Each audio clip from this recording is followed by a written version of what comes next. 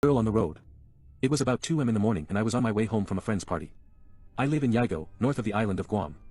I was getting pretty sleepy and so I turned up the car stereo to keep me awake and sped up a little, exceeding the speed limit posted by the road. I was getting close to home when I noticed this little girl all dressed up, standing by the side of the road. She was looking at me while I drove past her. I slowed down and was wondering what is a little girl like her doing out there at that time of the night. I was going to turn back for her when I felt someone close by was looking at me. I looked into my rearview mirror and I just freaked. There was that little girl with her face pressed against the back of my car's windshield. I thought I might be hallucinating or perhaps it was the drinks I had at the party. I persuaded myself to look to the back again and I was relieved there was nothing on my rear windshield. Strangely enough, she was no longer on the roadside too. I pushed my rear view mirror upwards because I didn't want to risk seeing things I didn't want to see again. However, I still had that peculiar feeling that I was not alone. I felt uneasy and I started to speed home, hoping no cops would pull me over for speeding and drunk driving. Soon, I had forgotten about the strange feeling. I was getting close to home and felt relieved nothing untoward had happened.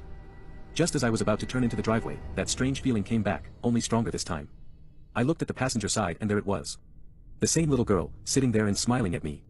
I swerved the car and slammed the brakes in my shock. The car hit a tree in my front yard and I dashed out of the car screaming and yelling senselessly. I woke up my parents and the neighbors. Everyone came running wondering what had happened to me. My parents calmed me down and I told them my story. My dad reckoned I was simply drunk and I got a good lecture from him for waking the whole neighborhood up, embarrassing myself and ruining the car.